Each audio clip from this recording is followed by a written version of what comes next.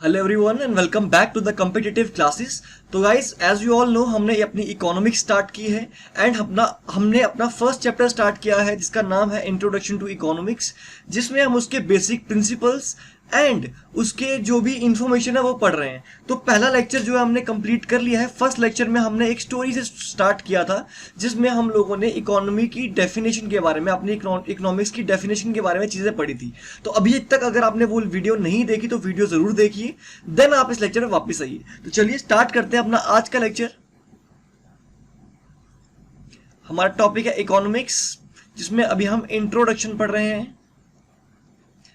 और अभी से पहले वाले लेक्चर में गाइज मैंने आपको बताया था कि आपको एक स्टोरी सुनाई थी दो फैमिलीज की, जिसमें फैमिली ए थी एंड फैमिली बी थी। एंड उसमें से आप लोगों ने बहुत अच्छे से जज ये किया होगा कि अच्छे से मैनेजमेंट कौन कर रहा है, अच्छे से अपनी इकोनॉमी जो है वो किसकी अच्छी है, कौन अच्छे से अपने पैसे की अच्छी यूटिलाइजेशन कर रहा है।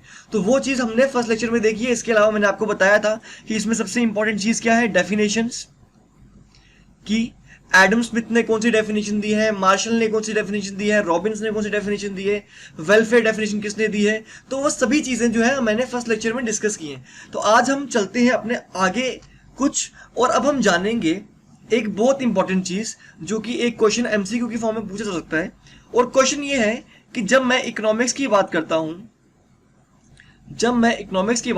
तो वो एक साइंस है या एक आर्ट है। इसमें एक बहुत बड़ा कॉन्फ्लिक्ट रहता है कि ये साइंस है या आर्ट है। तो गाइस सबसे पहले तो मैं आपको ये बता दूं कि साइंस क्या होती है। साइंस एक ऐसी नॉलेज होती है जो कि रूल्स के बेस पे चलती है, कि अगर मैं कॉस्ट बढ़ाऊंगा तो डिमांड कम हो जाएगी, अगर मैं डिस्काउंट दूंगा तो कस्टमर ज्यादा बढ़ जाएंगे। तो ये क्या है, ये एक साइंस को फॉलो कर रही है ना, ये एक साइंस को फॉलो कर रही है। इसमें हम पर्टिकुलर रूल्स फॉलो कर रहे हैं। On the other hand art का मतलब क्या होता है, आर्ट मतलब इंप्लीमेंटेशन ऑफ सम नॉलेज। आपको कोई नॉलेज है एंड आप उसको इंप्लीमेंट कर रहे हो। तो पहले तो मैं आपको एक बात बताऊं, जैसे साइंस की बात, अब मैं इंडियन इकोनॉमी की बात करता हूं। To find the causes of, ठीक है, जब मैं बात कर रहा हूं कि मैं पॉवर्टी के कॉजेज की बात कर रहा हूं कि पॉवर्टी कैसे हो गई, क्या रीजन है पॉवर्टी का, क्या रीजन हमारी जो लोग हैं वो बैकवर्ड है, तब मैं इकोनॉमिक्स को एज ए साइंस यूज कर रहा हूं।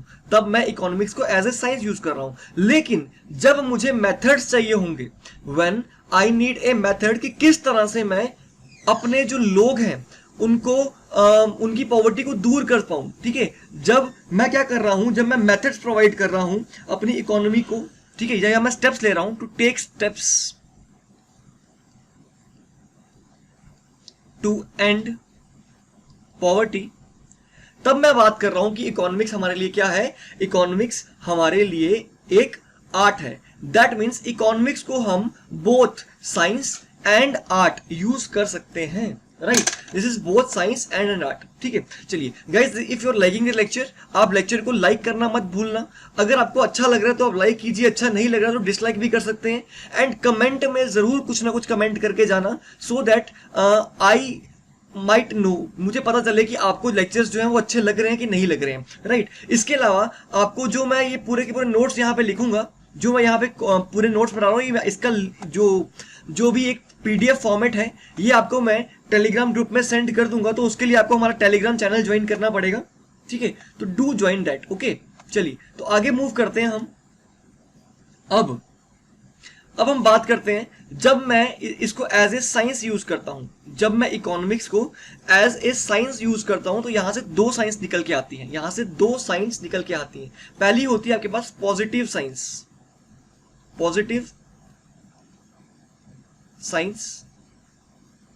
और दूसरी होती है आपके पास नॉर्मेटिव साइंस। गाइज मैं बिल्कुल आपको उस तरह से पढ़ा रहा हूं जैसे मैं आपको बोर्ड पे पढ़ाता हूं, राइट। कोई डिफरेंस नहीं है, मैं कोई नोट को रीड नहीं कर रहा, जस्ट आपके सामने पूरा का पूरा हर एक चीज नोट कर रहा हूं, ताकि आप भी साथ साथ नोट्स बना पाओ और चीजों को अच्छे से समझ पाओ, ठीक है। अब पॉजिटिव साइंस का मतलब क्या है, पॉजिटिव साइंस हमको बताती है व्हाट इज, ठीक है, यानी जैसा हो रहा है वो हमको बताती है हमारी इंडिया की पॉपुलेशन बढ़ रही है, हमारे प्राइसेस बढ़ रहे हैं, हमारी जीडीपी खत्म हो रही है। तो ये क्या है? दिस इज पॉजिटिव साइंस, जो कि हमको चीजें बताती है एज इट इज, जैसे चीजें चल रही होती है वैसे हमको बताएगी, that is called a positive science. लेकिन जो हमारी नॉर्मेटिव साइंस है ये हमको बताती है व्हाट ऑट टू बी, कि कैसा होना चाहिए, कैसा होना चाहिए, हम अपनी जीडीपी को कैसे इंक्रीज करें, हम अपनी पॉवर्टी कैसे खत्म करें, हम अपनी पॉपुलेशन को कैसे कंट्रोल करें। तो जब मैं एज ए पॉजिटिव साइंस बात करता हूं तो मैं बता रहा हूं कि दुनिया में, हमारे इंडिया में क्या क्या हो रहा है। जब मैं एज ए नॉर्मेटिव साइंस बता रहा हूं तो मैं बता रहा हूं कि क्या होना चाहिए, राइट। आई होप आपको डिफरेंस समझ में आया होगा, लेकिन अगर डिफरेंस समझ में नहीं भी आया तो हम यहाँ पे अभी इसके कुछ डिफरेंस के पॉइंट लिखेंगे, सो दैट आपको चीजें और क्लियर हो जाए, क्योंकि ये बहुत इंपॉर्टेंट है। पॉजिटिव एंड नॉर्मेटिव साइंस जो है बहुत इंपॉर्टेंट है। तो यहां पे मैं बात करूंगा किसकी? पॉजिटिव साइंस की, और यहां मैं बात करूंगा नॉर्मेटिव साइंस की, ठीक है। तो सबसे पहले एडवोकेटेड बाय, एडवोकेटेड मतलब कौन से ऐसे इकोनॉमिस्ट हैं जो कि पॉजिटिव साइंस को फेवर करते हैं, और कौन से ऐसे इकोनॉमिस्ट हैं जो कि नॉर्मेटिव को फेवर करते हैं। तो जो हमारे फादर ऑफ इकोनॉमी है एडम स्मिथ, एडम स्मिथ वो पॉजिटिव साइंस को फेवर करते हैं। रॉबिन्स, ये भी एक बहुत बड़े इकोनॉमिक्स है, ये भी किसको फेवर करते हैं? ये भी फेवर करते हैं पॉजिटिव साइंस को।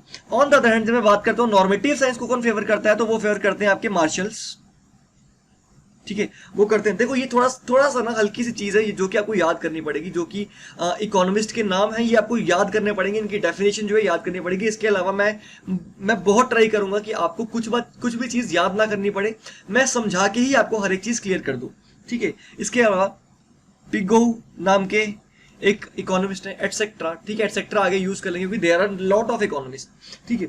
आगे ये हमको क्या एक्सप्रेस करते हैं?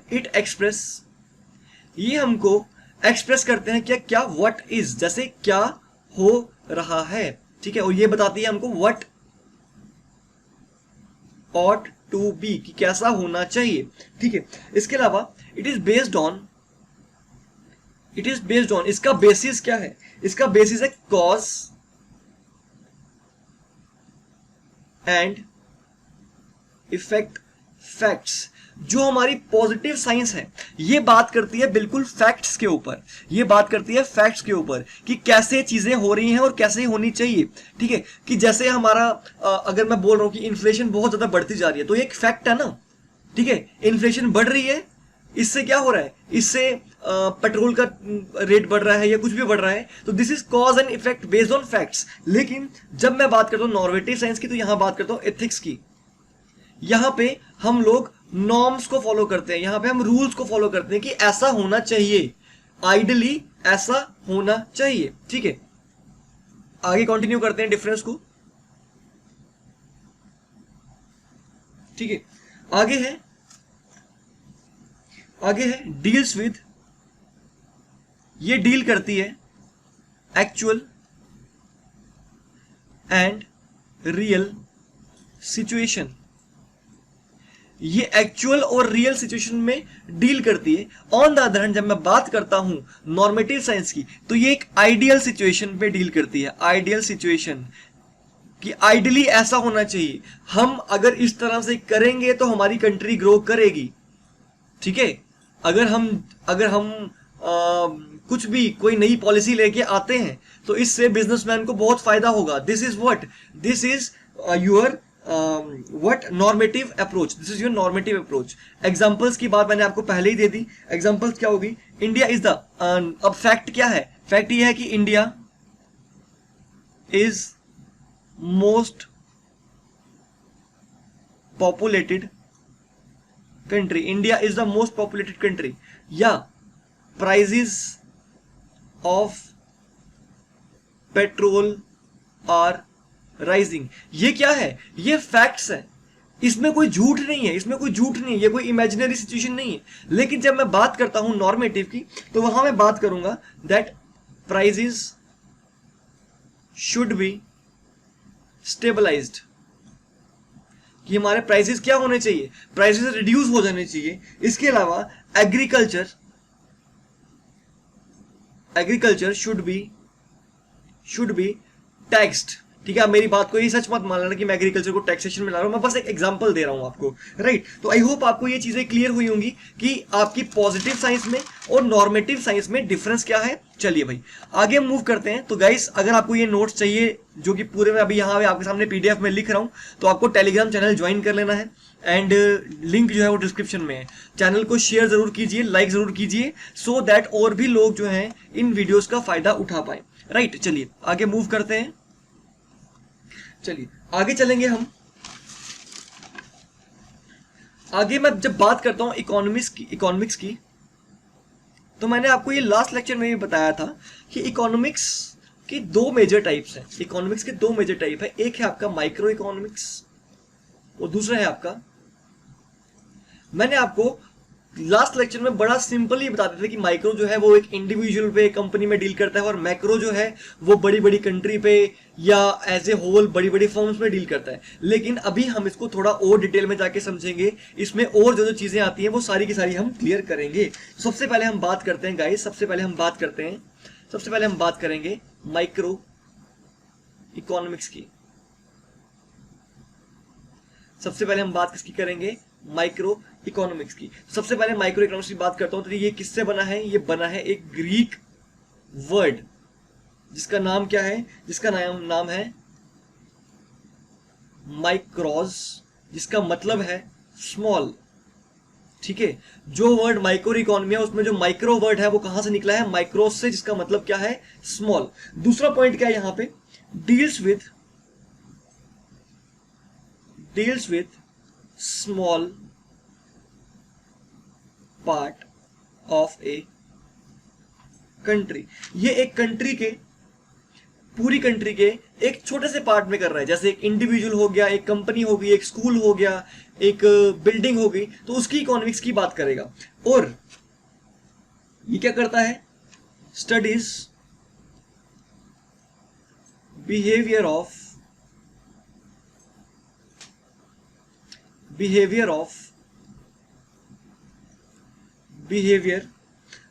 An individual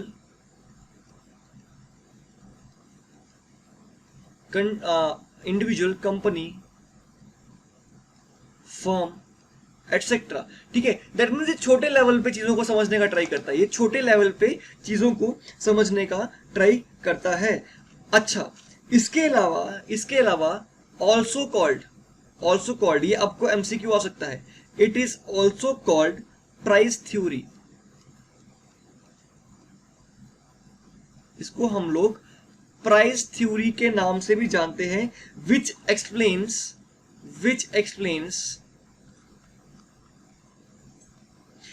explains composition and allocations of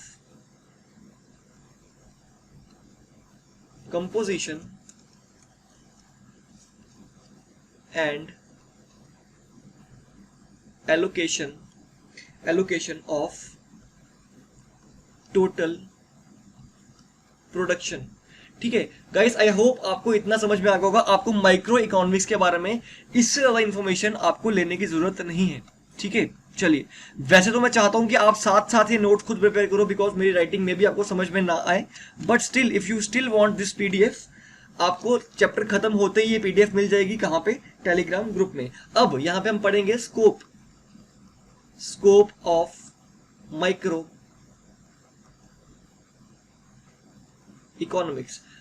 economics के स्कोप की बात करते हैं। तो इसमें माइक्रो इकोनॉमिक्स जो है, इसमें बहुत चीजें कवर होती हैं। ठीक है, आपका जो आधा सिलेबस है वो माइक्रो इकोनॉमिक्स में से है और आधा जो है वो मैक्रो इकोनॉमिक्स में से है। तो माइक्रो इकोनॉमिक्स में सबसे पहले जो आती है आपकी थ्योरी ऑफ डिमांड। तो आपके स्कोप में जो पहली चीज है वो क्या है, that is theory of demand. जैसे हाउ ए डिमांड, इसमें हम क्या पढ़ते हैं, how a demand is determined, कि हम किसी चीज की डिमांड को कैसे डिटरमाइन करते हैं, किस तरह से किसी चीज की डिमांड जो है दैट इज डिटरमाइंड। ठीक है, इसके अलावा इसमें हम लॉ ऑफ डिमांड पढ़ते हैं। लॉ ऑफ डिमांड यानी डिमांड बढ़ेगी तो प्राइस कम होगा, प्राइस बढ़ेगा तो डिमांड कम हो जाएगी। ठीक है, और हम इसमें देखते हैं कि मैक्सिमम सेटिस्फेक्शन कैसे हो सकती है। मैक्सिमम, जैसे कल आपको मैंने फैमिली बी की एग्जांपल बताई थी, उसमें आप लोगों ने देखा होगा कि मैक्सिमम सेटिस्फेक्शन जो वो कैसे होती है, that is through your good economics. इसके अलावा इसके दूसरे स्कोप की अगर मैं बात करूं, दूसरे स्कोप की बात करूं, तो यहां पे क्या चीजें कवर होती हैं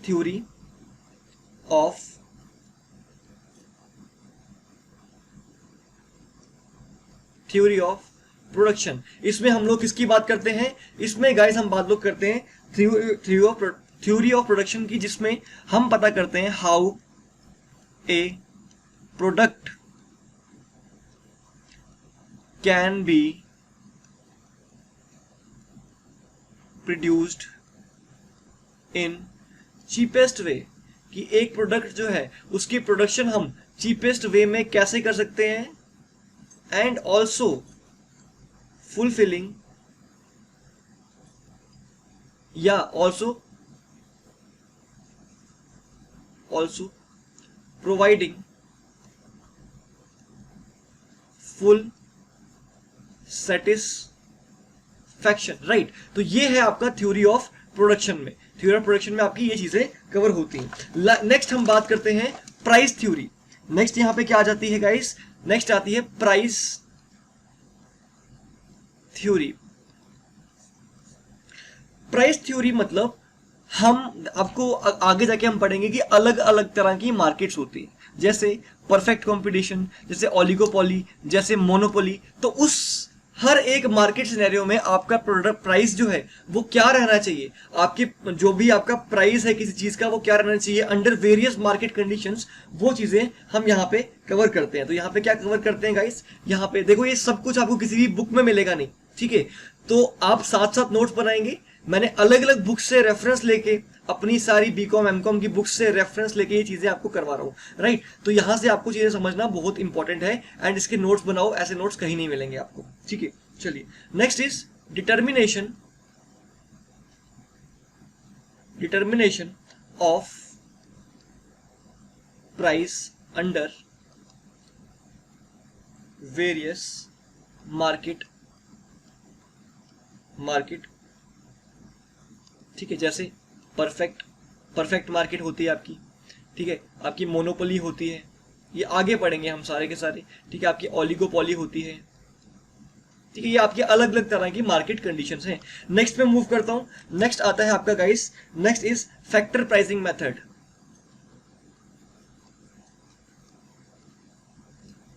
देखो गाइस, जब हमने अकाउंट्स पढ़ा था, उसमें हम लोगों ने एक चैप्टर पढ़ा था आपका कॉस्ट अकाउंटिंग, है ना। और उसमें मैंने कहा था फैक्टर्स क्या क्या होते हैं आपके, लैंड, लेबर, आपका प्रोडक्शन, ये सभी क्या है आपके फैक्टर्स है। तो फैक्टर प्राइसिंग मेथड में हम लोग डील करते हैं किससे, कि आपका जो प्रॉफिट है या आपका जो रेवेन्यू आ रहा है after the sales of good, आपने 10,000 रुपए का सामान जो है बेच दिया, अब इसको कहां कहां पे आपको डिस्ट्रीब्यूशन करनी है, इसकी डिस्ट्रीब्यूशन कहां कहां करनी है। तो इसमें हम क्या पढ़ते हैं गाइस, इसमें हम करते हैं distribution of income received from sales of goods, ठीक है, among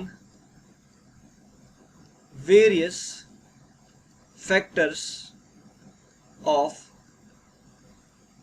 प्रोडक्शन, ठीक है। एग्जाम्पल क्या है, किस किस में डिस्ट्रीब्यूट करते हैं हम इस इनकम को, इसको हम करते हैं रेंट में करते हैं डिस्ट्रीब्यूट, ठीक है। हम वेजेस पे करते हैं, इसके अलावा हम प्रॉफिट निकालते हैं, हम लोग प्रॉफिट निकालते हैं, इसके अलावा इंटरेस्ट अगर मैंने कोई लिया है उसको पे करते हैं, राइट। तो आई होप आपको यहां से चीजें क्लियर हो गई होंगी। This was all about your micro economics. तो माइक्रो इकोनॉमिक्स जो है वो यहां से कवर हो गई आपकी, ठीक है।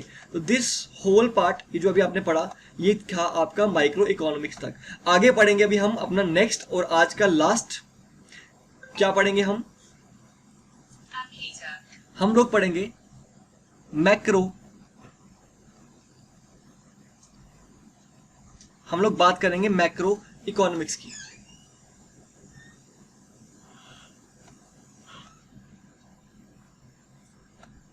चलिए, तो मैक्रो इकोनॉमिक्स में गाइस, मैक्रो इकोनॉमिक्स जो है, अच्छा इसमें एक चीज और रह गई गाइस आपकी, तो यहां पे एक 5th पॉइंट ऐड कर लो, वेलफेयर। इसमें एक लास्ट जो था आपका स्कोप, वो है वेलफेयर इकोनॉमिक्स। वेलफेयर इकोनॉमिक्स में हम क्या देखते हैं, वेलफेयर ऑफ प्रोड्यूसर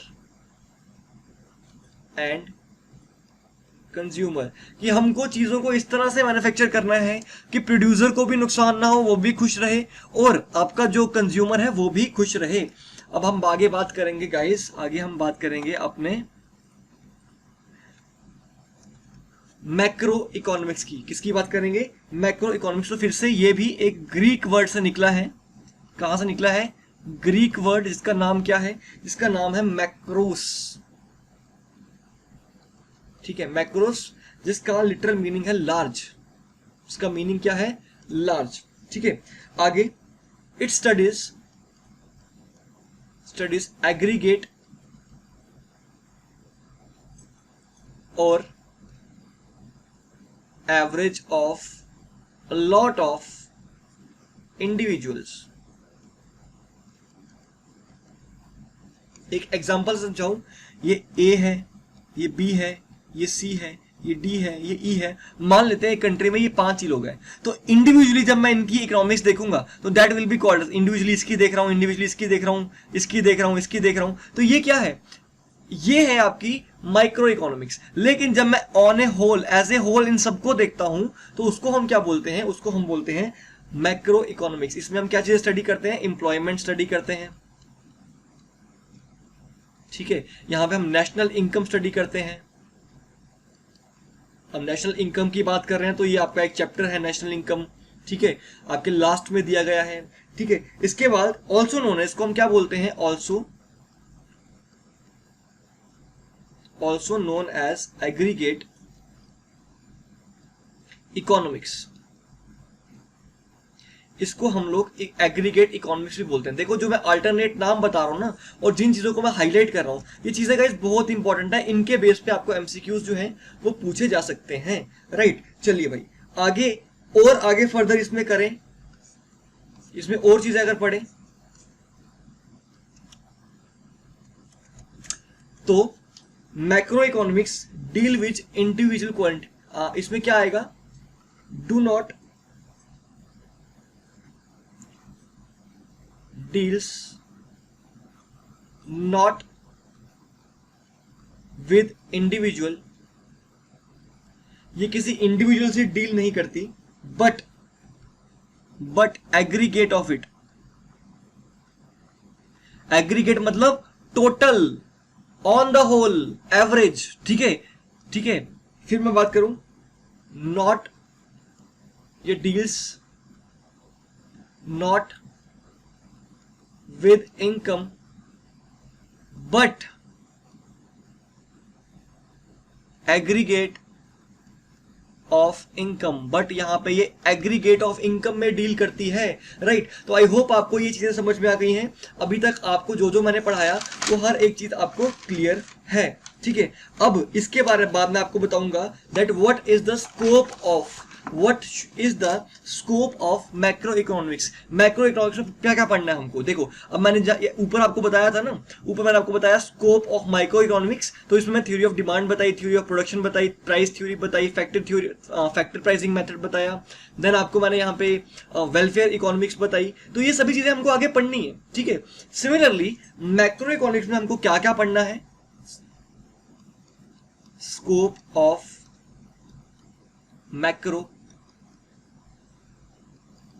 तो इसमें गाइस हमको क्या क्या पढ़ना है, इसमें हम लोगों को पढ़ना है थ्योरी ऑफ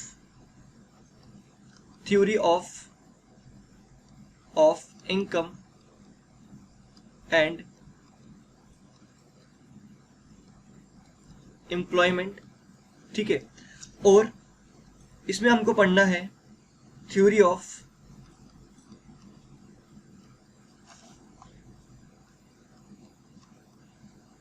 जनरल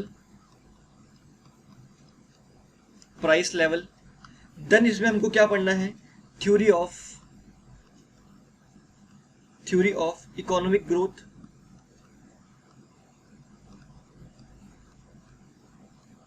ठीक है। और लास्ट हमको क्या पढ़ना है इसमें, थ्योरी ऑफ डिस्ट्रीब्यूशन, ठीक है जी। तो ये है आपका पूरा का पूरा मैक्रो इकोनॉमिक्स, ठीक है।